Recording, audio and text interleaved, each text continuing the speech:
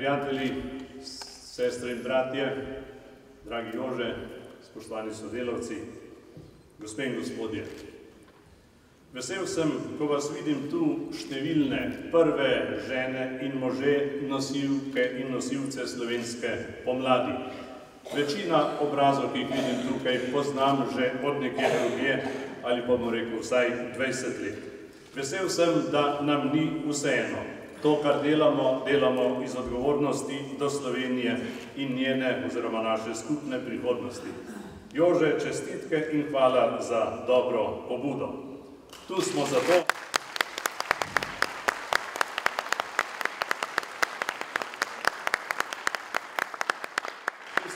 dragi prijatelji, ker se zavedamo, da je Slovenija spet pred vprašanjem preživetja. Tu smo, ker se zavedamo svoje velike odgovornosti. Pred 20 leti smo kristjani razumeli znamenja časa. Spominjam se, ko smo ustanavljali slovenske krščanske demokrate, ko smo hodili iz kraja v kraj, smo poslušali besede: kristjanom se politika ne spodobi. Kaj sili Peterle, kaj silijo krščanski demokrati, to je za druge. Tako so nas naučili in kljub temu smo slovenski krščanski demokrati Demosu ter osamosvojitvi zagotovili največ glasov, poželi največ zaupanja in Sloveniji zagotovili največ mednarodne podpore. In ne samo to, politiko smo začeli vračati v službo skupnosti. V Demosu nismo bili revanšisti. Prišli smo z novo politično kulturo. Tudi zato, ker je bila taka volja slovenskih krščanskih demokratov. Drugim in drugačnim smo dali priliko, da v demokratični Sloveniji zaživijo skupaj z nami drugače, da zaživijo v sožitju na podlagi spoštovanja vsakega človekovega dostojanstva. In, kar se mi zdi tudi posebej pomembno, poudarim tudi tukaj, za ključna dejanja smo bili takrat vladajoči sposobni v dobro Sloveniji doseči soglasje z drugo stranjo. Zato smo tudi uspeli z osamosvojitvijo.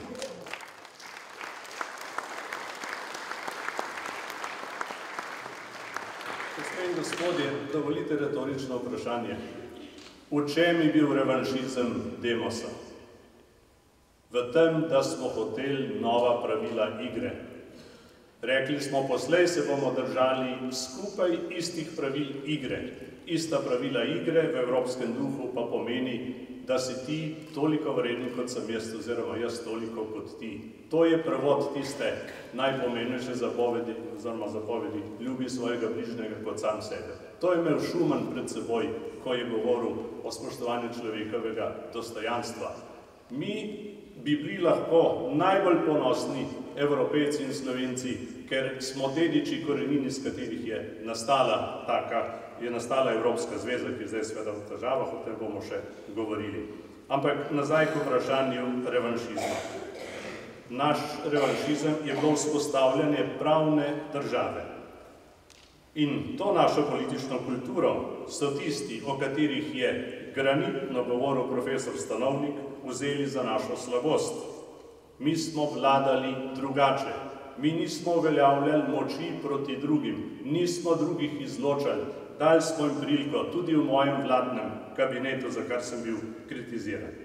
Meni ni žal, da sem ljudem dal prilika in kdor je izkoristil prav, je službo ohranil. In namesto, da bi zgodovinsko priliko, milostni trenutek izkoristila druga stran ali stara stran za resnicoljuben, pravičen in katarzičen obrat v odnosu do preteklosti in do vseh drugih, so vse sile usmerili v restauracijo oblasti s starimi koncepti, starimi navadami, starimi miselnimi modeli. Spomnim se, kako je završalo, ko je minister Capuder izgovoril ora et labora, enega od najbolj evropskih stavkov, kar jih je. Takrat, ko je naslednica Stare zveze komunistov Slovenije hotela Evropo zdaj, če se kaj spomnimo. Danes imamo šibek ora in imamo še bolj šibek labora.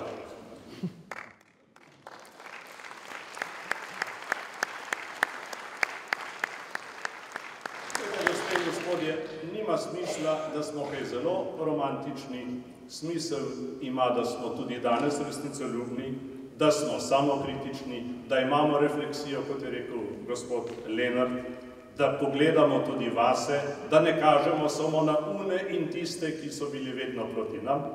Ti bi naraj videli, da smo še kar naprej zajnuro kristjani in to samo ob nedeljah. Čez teden pa naj jim damo mir, da bodo vladali, kot se mi zdi prav.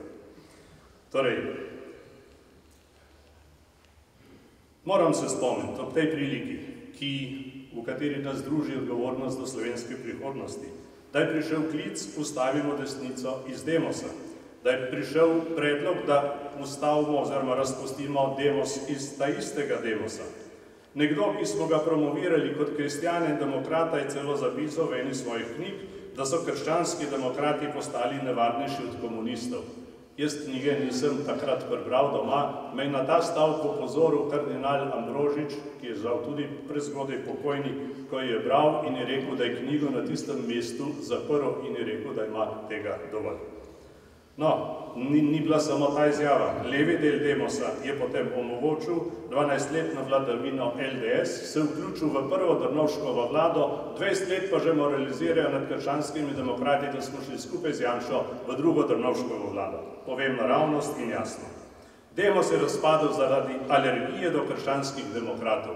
Zato se večkrat spomnim Ivana Omana, ki je dejal, problem Demosa se je začel, takoj potem, ko smo videli, da so zmagali napačni.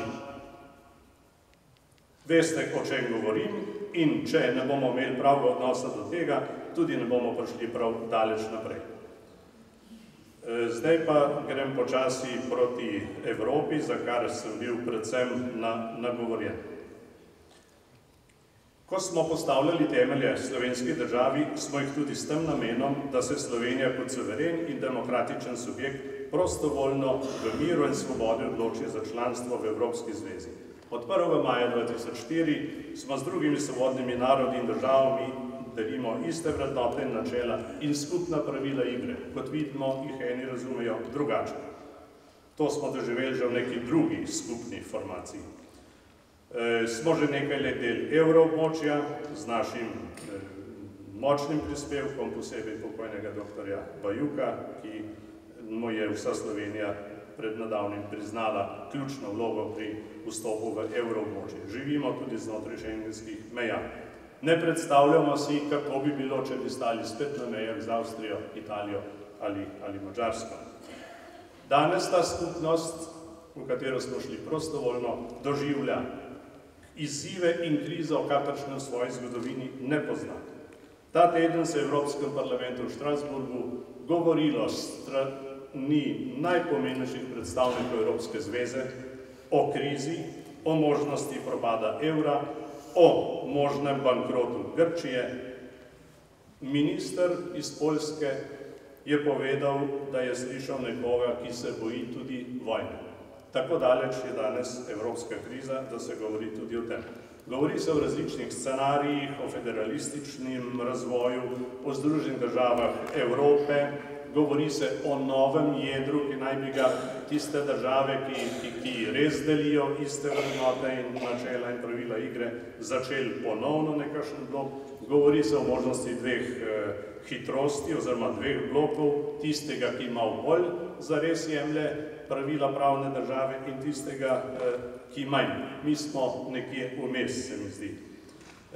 Jasno, govori se o fiskalni uniji, govori se o potrebi po gospodarski vladi, govori se tudi o centralizmu. Zagotovo je nekaj, da je kriza zelo globoka in nepredvidljiva. Dosedanji ukrepi so le delno prijeli in o njih imajo države članice različna mnenja, tudi v odnosu do Grčije, ker so vsakič številke drugačne. Vsakič, ko se za nekaj odločijo, se naslednjič udre še globlje. In hkrati pa vidimo, gospe in gospodje, da v ta isti Evropski zvezi, ki je spostavljena istim globalnim izzivom, ene države funkcionirajo v redu, so se pobrale, Nemčija, Poljska, Avstrija, Švedska, Luksemburg in še kdo. Torej, trdim, v isti državi, v isti zvezi, enim gre, enim pa ne gre. In drug del jasnosti pa pravi, da bi bil propad evra velika katastrofa, da bo treba nujno nekaj narediti. In če ne bomo sposobni tega storiti vsi, bodo to storili samo eni. Rekel sem že, lahko dobimo 2 kluba in več hitrosti. Sveda skrajna je ideja, da bi šli nazaj zgolj na carinsko unijo, oziroma na to, kar dela skupaj EFTA.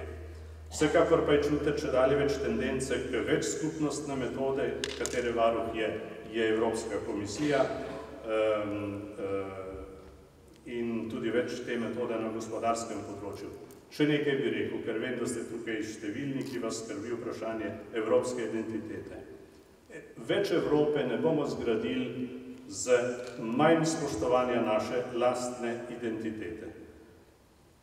Tisto, kar potrebujemo za rešitev te krize in za našo prihodnost, je povrnitev k koreninam, k temu, kar je Schuman, ki je predlagan za svetnika, če veste, kot krščanski demokrat, kot kristjan in krščanski demokrat začenjal pred več kot 60 leti in je celo naš komisar Potočnik te njegove besede citiral.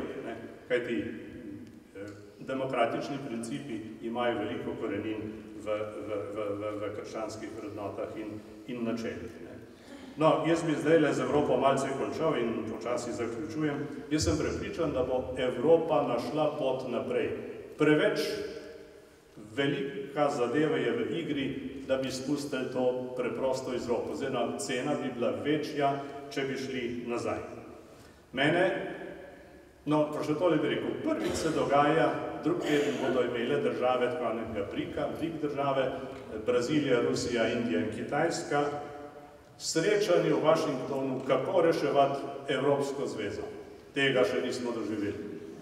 Brazilija in ti, ki sem jih naštel, ki imajo rast, imajo denar, imajo surovine, imajo še kaj drugega, bodo v lastno dobro razpravljali o tem, kaj narediti, da Evropa ne zmrzne. To seveda tudi pomeni, da se je tista prevladujoča in dominantna vloga Evrope začela obračati v nek drug status. No, ampak pravim, v Evropi sem prepričan, da se bodo zmenili. Mene skrbi, kako bo doma. Zadnjič mi je rekla frizerka, gospod Peterle, kaj bo pa z vlado? Vsi, ko z vlado je vse v redu, mene skrbi, kaj bo z nami.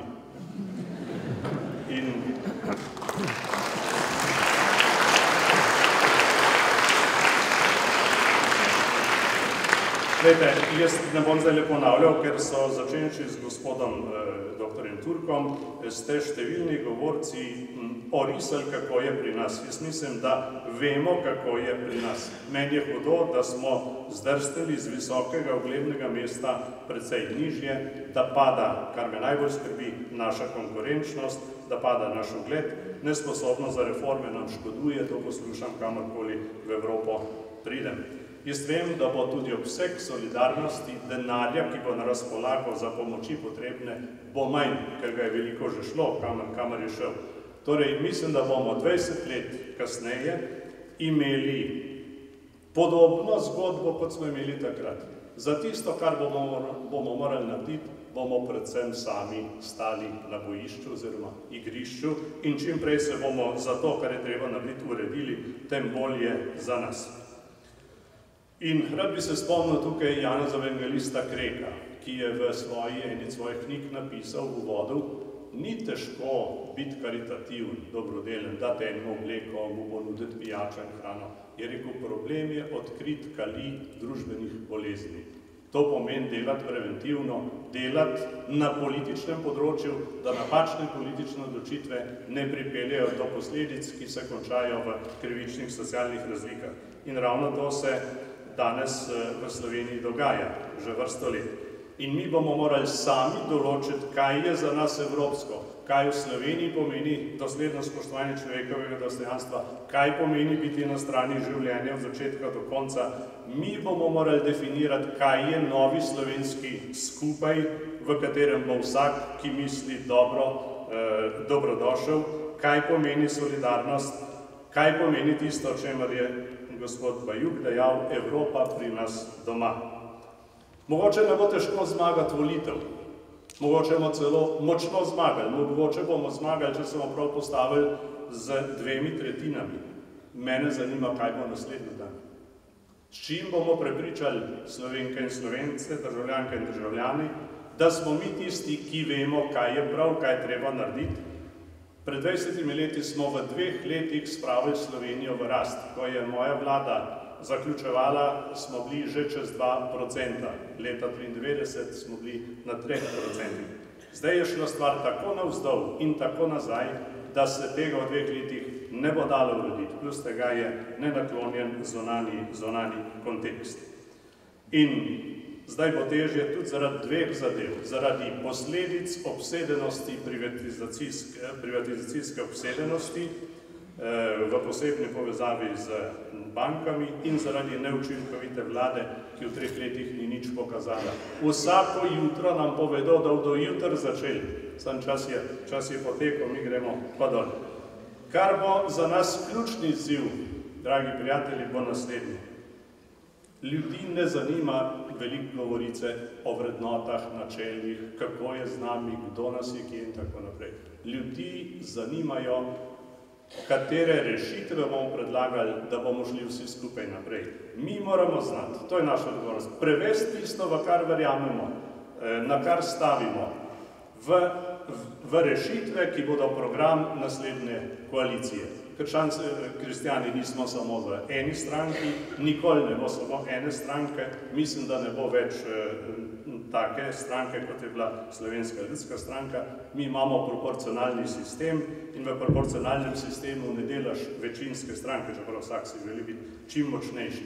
V proporcionalnem sistemu je potreben partnerski duh in tisti, ki hoče biti partnerji, se morajo zmeniti, kako bodo kaj skupaj naredili. Mi smo ponavadi dobri v diagnozi, mi znamo zelo dobro popisati, kako je. Tudi vemo povedati, kako bo. Ampak mi bomo uspeli na volitvah in potem v koaliciji, če bodo v nas ljudje prepoznali nosilce ne samo dobrih rešitev, nosilce upanja. Jaz mislim, da od kristjanov se ravno to pričakuje. Se pričakuje tudi en optimizem, eno zavzetost. Mi ne moramo priti na volitve s težkimi obrazi in s prizadetostjo. Mi moramo biti z enim optimizmom, z rešitvami, z ljubeznijo do te nacije, do te dežele in mi moramo povedati, mi smo tisti, ki bomo osvobodili potencijale slovenske rasti. In tukaj bom še enkrat rekel, kar sem že kdaj, mi smo se pred 20 leti osamosvojili, nismo se pa še osvobodili, o tem ste pravzaprav danes številni govorili. Slovenija se mora končno osvoboditi, mora končati tranzicijo, ki ni zaključena.